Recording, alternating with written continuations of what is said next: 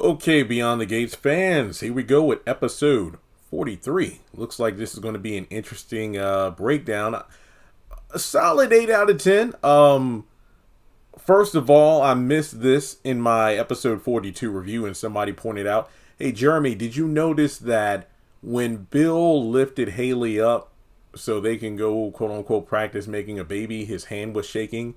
And that became a more prominent plot point in this episode during his, well, not just his meeting with Tomas, but you briefly saw his hand quivering, I believe, after, Martin told him off, when he was standing there with Naomi. So, well, actually, I think it was when Naomi was telling her dad to call Chelsea. I'm not going to tell her that, you asked about her. You make the effort and reach out. So, yeah, his quivering hand is definitely in relation to his stress. So, man, because he was really agitated during the breakdown that Tomas was giving him in regards to the new board of the women who tried to sue the firm, the changes they want to make to the firm itself. But before breaking down the entire episode, folks, you know the drill. Help a brother out. Hit that subscribe button if you have been enjoying the Beyond the Gates content. And based on the viewer retention, the number of comments on each upload, apparently you are. Give this video a thumbs up because, all those little things help get these videos out there in the algorithm. Follow me on social media. Links are in the description below. And hit that bell icon and select all. That way you don't miss out whenever I post content on the channel. So let's take care of the first order of business here. Derek and Ashley are, rather than sex, I just say like, hey, these two characters were a bit frisky.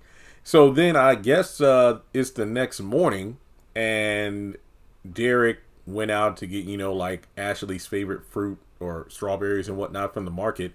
And, he put together a breakfast and he can't really, that was kind of a running theme in this episode of people not knowing how to phrase an important question or confession. And at first, Ashley's like, wait, you're not asking, you want to get married? And he's like, oh, God, no, wait, no, that didn't come out right. Look, I ain't going to hold you. I wouldn't even know how to respond to that. It's like if I had a girlfriend and I wanted to tell her something, important, and she's like, you want to get married? I'm like, what? I wouldn't know what to say in that moment because it's like, if that's not what I was planning to bring up, then I wouldn't know how to react to it if she did. But in any case, he's like, I think we should move in together. Really? Yeah, I mean, my lease with my roommates is running out. Oh, that's romantic. But it's like, hey, I mean, I was thinking like, yeah, I can extend my current lease or we can move in together or get another place together, whichever one you want to do. And I'm thinking to myself, I highly doubt they'll get a new place together because they only made 27 sets. 27 is still a lot. And the reason I say that is because I think about some of those Tyler Perry shows like House of Pain and Assisted Living where it seems like they only have 2 to 3 set pieces, but to have 27 is good. But I'm like, I highly doubt they made like a home or an apartment that Ashley and Derek would use. No, I'm like, yeah, it makes the most sense for him to move into her place. Which honestly, at first I thought they were already living together, but then I remembered certain lines of dialogue like, oh, I'm going to go, I'll let you get to sleep, that kind of thing. And Ashley eventually says, you know what? Yeah, let's do it. What can go wrong? Andre. I mean, if they're still going to do that storyline, don't get me wrong. I've liked Andre not pining after Ashley. He's been too busy doing his own thing. But it's just one of those things where I'm like, I don't know. Because I think I mentioned this in my episode 42 review where I said they did that compatibility test, which is kind of weird. I mean, y'all just took that quiz in the magazine revealing that you two are quote unquote mortgage compatible, as in, oh, you two are so close and compatible that you two getting a home together wouldn't be a bad idea. So, I don't know. What's that old saying? You really don't know someone until you live together. So, yeah, I don't know. While it might seem like a good idea, you don't really know. I don't know. I feel like there is going to be some hidden tension and resentment because you don't know about each other's quirks. Like maybe Derek has a routine you don't like, or maybe Ashley is too OCD or something. I don't know. It's just one of those things. But that was pretty much their storyline for the whole episode. Next up, we go over to Terrell. He's over at the diner, and Jessica pops up on him again, and they pretty much talk for a bit.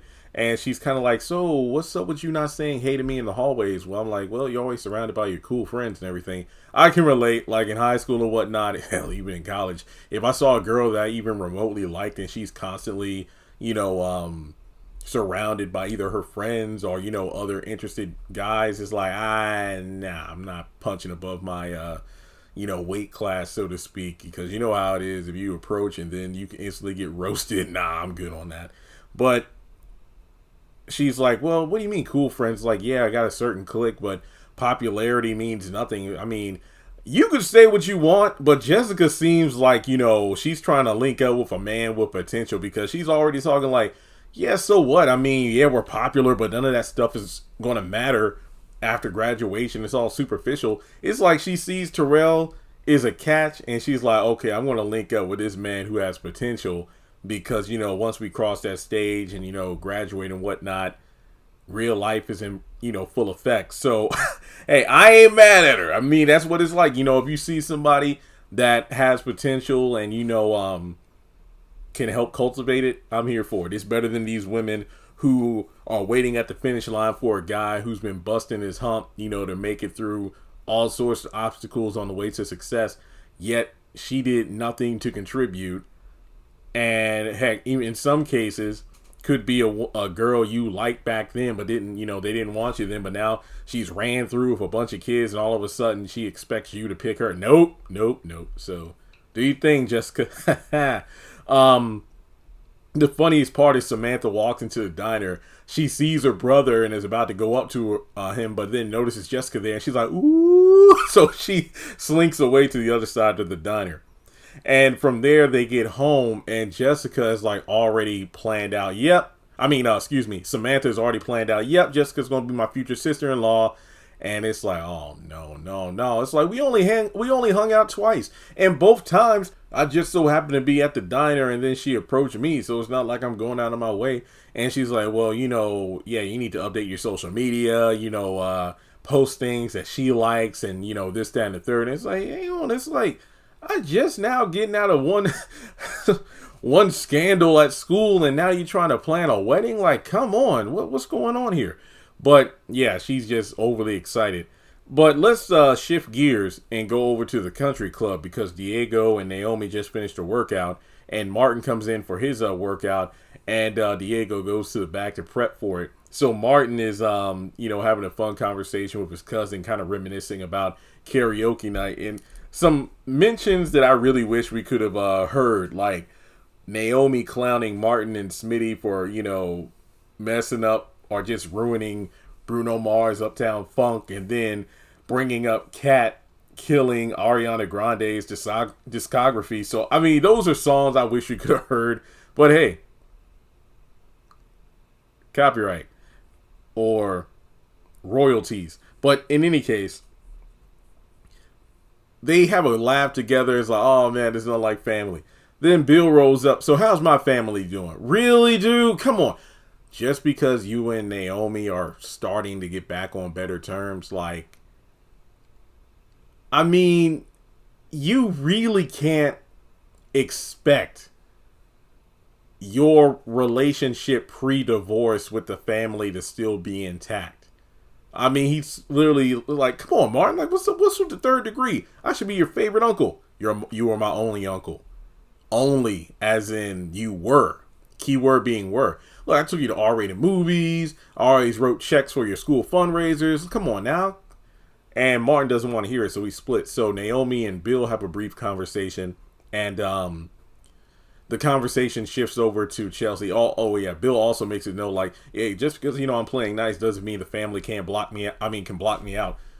And Naomi's like, again, can you please not forget what you did to the Dupree family? So why are you acting like everything is just normal now? That's not the case whatsoever. But Bill's still in his head about it. And then, he kind of turns soft and turns to Chelsea. And Naomi mentions the whole purse line and everything. And he wishes that Chelsea would have, talked to him about it. And he's only hearing things through the grapevine. So that leads to what I mentioned, or that, points back to what I mentioned at the beginning of the video about Naomi saying, I'm not going to rebuild the relationship between you and Chelsea. Like I said, we're just now starting to kind of get things back on track between us. You need to reach out to Chelsea and see what you could do from there. And yet again, you could tell his emotions and the handshaking are tied, because you could just tell he's feeling stressed out and his hand kind of quivers there. Not too much for Naomi to notice, but if you're a sharp-eyed, eagle-eyed fan, you would have seen it. And then after Naomi goes, because Jacob texts her to come over to the police station, that's when Martin comes back on the phone with Smitty, and then him and Bill have a conversation, which again, Martin doesn't want to hear it. And he pretty much like, look, you wrote, a recommendation for me over a decade ago. He basically rattles off like, do you know who I am? I am Martin. I am Martin Richardson. And then he goes down all the resumes about what he's accomplished and, the people who have his back. So it's like, what do you want?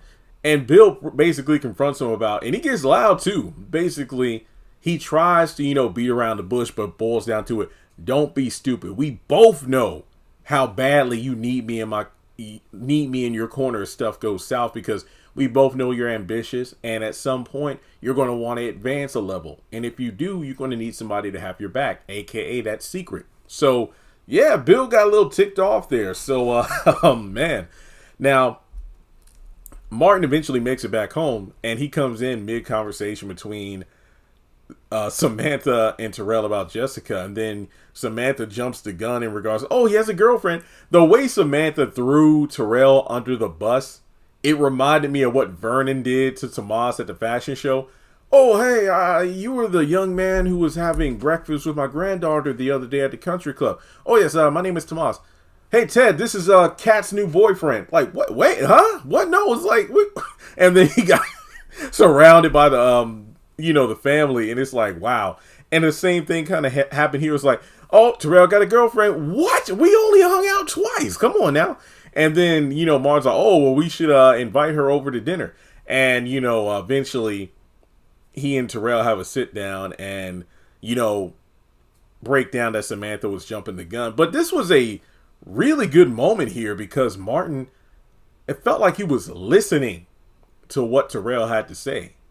Listening to what his son had to say about Jessica, and the fact that, wow, it's like when everybody was, throwing shade and, trolling me, she, for clout, she was one of, the only people who didn't. And she said that she admires me for the way I handle myself and all the adversity and whatnot. And Martin was like, basically, if this young lady sees the good in my son, that's, a good start for me. So I really like that. I really like that. And it just goes to show that, keeping his cool and his head held high regardless, hey, it has its rewards. Now, part of me wonders, like, how would Martin have reacted if he knew that this was the young lady who received the photo in the first place and the ex-boyfriend that decked his son in the face?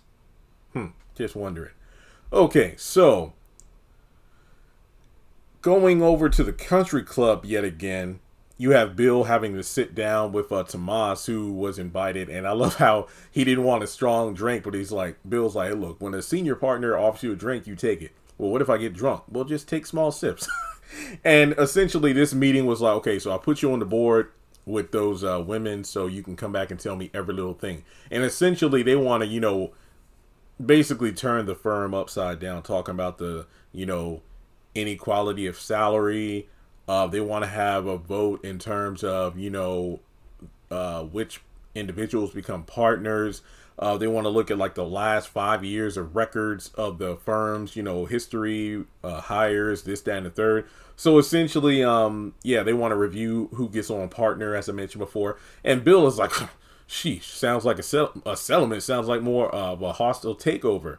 And his hand keeps shaking, and Tomas takes notes. Like, hey, are you okay, boss? Like, you need to see a doctor. Hey, maybe I'm just dehydrated. The way Bill snapped on it was funny. He's like, maybe I'm just dehydrated. Okay, I don't need to be babied by a junior associate. Oh, my bad. Look, sorry about that. I don't want people to know that or think I'm compromised in any way. So keep it between us.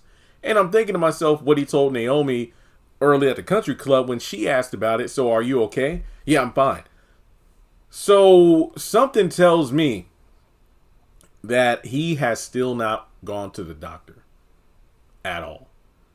Because if I remember correctly, didn't Naomi storm into his office one time mad about, either a meeting being moved or canceled without her knowing? But it turns out there was a change in the schedule, but it was for a doctor's appointment or something. I forgot which one. I know at that point, Bill was like, oh, there was a change. I honestly didn't know about it. So, and she made him promise to go to the doctor. Heck, she even demanded to take him immediately, but it's like, no. But Bill, you get that checked out. And his reluctance to do so reminds me of Doug, who we will talk about right now. So we go over to Nicole's office, spraying that Febreze. Love that stuff. Doug comes in and pretty much, and this was I think this week, while this week didn't have a lot of wow episodes, I think I've seen a good amount of people online saying, you know what? This batch of episodes the past 5 days did a great job of making me care about Doug more as a character. And let me just give this episode props for showcasing a black man getting on top of his mental health. The fact that he made the decision to go talk to Nicole was just so wonderful. It really was. And the fact that, this scene really showed that, okay, Nicole is a doctor for a reason. She is accomplished for a reason, very professional, not judgmental, and basically allowed Doug to speak and see how out of proportion his fears were. And I love that. So he comes in, admits to his gambling addiction, and basically talks about how it all started when he was a young teen watching, older guys, playing marbles and, things like that in the neighborhood. And, he was called like their good luck charm. But honestly, it's not gambling per se. It's more so the admiration of winning, when everything is on the line and all eyes are on you and then you come out on top. And whether it be in surgery or gambling and whatnot. And he's lied to his wife for so long about, going to work when in actuality he was at the casino blowing money. And his breakdown of when he's like, I put gambling over my career, my friends, my children, and my wife. And they're like, look, when a black man can barely talk like that and he's like, could you get my what? He hurt. So the fact that he could open up like that was a big thing. And I love how Nicole, offers to help and basically, look, do you want to put a Band-Aid on this or do you want to put it in a cast? Because look, a Band-Aid, you put it on and just go about your business, but that doesn't solve the problem if you have a broken bone. You put your broken limb in a cast and let it heal. It might take a little longer than you expect, several weeks, kind of like the cast on your hand, but once it's off because you put in the necessary time and attention, sometimes your damaged limb is, better than before you even broke it.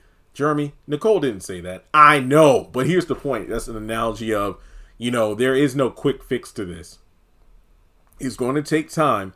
And she offers information about a support group. I think it's like a support group at the very hospital. And Doug doesn't want to do it in fear of, his reputation being shot. I get it though. Like if he's had a squeaky clean record and reputation, let's look at the Shannon Sharp situation. When you have a person of notoriety who's seemingly unproblematic, sure, there might be people that hate on him, but to, have something that leaves a huge smear on your reputation is a big deal. I know for me, if I had a doctor and I found out they had a gambling addiction, I'm like, hey, so long as they don't freak up if they're doing an operation. But, like Nicole said, yeah, your addiction is one thing, but the fact that it's starting to affect your health, your emotional state, and putting your career at risk, that's an issue because when you are on that when you're working on someone on that operating table, if your head isn't in the game, you're gambling, not just with your career and whatnot, but with their lives. So yeah, you need to work on this. So she pretty much explains like, so far your old friend Randy and Joey are the only ones that know. And if you tell your wife, well, you need to tell your wife. That's it. So what are you worried about? And then I love how Nicole didn't give Doug the answers. She kind of guided him to the answer, like, you know what? Yeah, it isn't as bad as I thought. Thanks, Nicole. So then we go over to the country club, and Vanessa has been blowing up Diego's phones, like, hey, this is the third message. I got a couple showings, but can we squeeze in a session later today? And then eventually she runs into him at the country club and confronts him like, why have you been blocking me and avoiding me? And I can't really blame Diego, because it's like, look, when I was being, well, let's be real, he was being a bit too territorial and jealous. You said to back off and whatnot. So now I'm kind of, doing what I need to do for me. And that was pretty much it. I'm thinking like, dang. Doug's addiction is one thing, but so is Vanessa's. I guess she still has an itch that needs to be scratched because Joey, took the place of an escort the night before. And all they did was talk. So I guess she's probably falling back to Diego because like, damn, my escort thing, I can't do that because Joey runs it. So let me fall back to old reliable. Diego's like, nah, ho, I got something else going on. So then Doug actually comes in like a split second after Diego leaves. And Vanessa still hasn't picked her face up off the floor. And he basically wants to sit down and have a talk. And this is long and drawn out. I'm like, bro, get to the point. Like, I was mad that Vanessa wouldn't shut up. But you can't blame her because it definitely felt like Doug was about to say, you're right, there is another woman, or I want a divorce. But no, it's essentially, yeah, what we talked about last night at the hotel about, how things haven't been the same between us. It's like, let me just talk. And I'm thinking that too, Vanessa, let the man talk. This is the second time. I think we're at the hospital. He was about to say he had a gambling addiction. Several episodes ago when she showed up for their lunch that he had to bail on, and they talked, and she pretty much talked more than he did. Let the man speak. And he mentioned like, there's something I need to tell you, but we don't ever get to it. And then we get to the final scene, which I wanted to save this for last. So Jacob is interacting with a new character. I believe her name was June. Did they say it was June? I looked on Twitter. I think somebody said June. But June or Jane. I think it was June, though. She's apprehended by an officer, and she's pretty rowdy. Turns out, she's homeless. She lives in her car, I believe. And apparently her things were, like, I don't know, tossed out or whatever. And essentially, she could be charged with second-degree assault because she fought the person that was doing it to her. And Jacob calls in Naomi because it's like, look, I know you have a heart for helping others, and maybe you could represent her in her case. And this character was hilarious. Now, first of all, I've seen a lot of people point this out. I usually watch the episode, I take my notes, then I go to Twitter to see what the people are saying, and I felt the same way. This lady has a vocal tone very similar to Haley. Very similar to Haley. She also reminds me of the fast-talking, I cannot remember this woman's name, but Tyler Perry's bruh. She played Regina's mom. She played in Malcolm in the Middle, the woman that just was obsessed with, not Malcolm in the Middle, Malcolm and Eddie. Malcolm and Eddie, the Malcolm and Eddie Griffin series. She also played the woman that Jazz married in The Fresh Prince of Bel-Air, and I believe she was also in The Cosby Show. I think she was in That's So Raven as well. No. She was in that other Disney show, I Didn't Do It, at the milkshake bar or whatever. I cannot remember her name, but yeah. So actually, you know what? We got Google. Let me just pause the recording and look it up. Aha, Karen White. There we go. But yeah, she reminded me of her. And the funniest bit was when Jacob pulled Naomi to the side to talk privately, and she's like, I can hear you, right? And it's like, do I look like a crackhead? I'm thinking, Lord have mercy. No judgment. So essentially, Naomi considers taking her on as a client and representing her in her case against, well, the people that did it to her. So the theory that a lot of fans have is, ooh, what if this is Haley's mom? That'll be interesting. Wait, didn't she say her mom died? I know she said her dad left before she was born. So, but then again, Haley could be lying about a lot of things we don't know about. I don't know. All right, well, I believe that is everything there is to say about this week's episode, or Friday episode of Bruh. Just a couple of quick announcements here.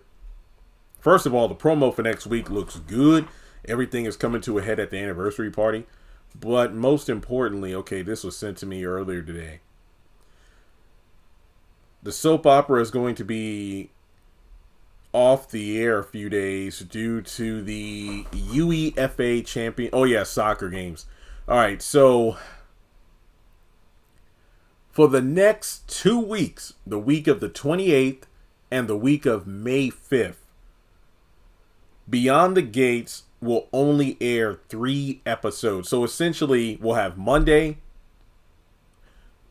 Thursday, Friday. So on Tuesday and Wednesday for the next 2 weeks, there will not be any new episodes. Sadly, it's like we're going to stop right at episode 49. I guess they'll say, yeah, episode 50 will be a Monday episode. So yeah, for the next couple weeks, I'll only have 3 episode reviews. I'm cool with that. I'm going to be on my eBay grind anyway, making money. So yeah, 3 episodes. That's really all I have here. As always, thanks so much for tuning in, and I'll catch you all in the next video.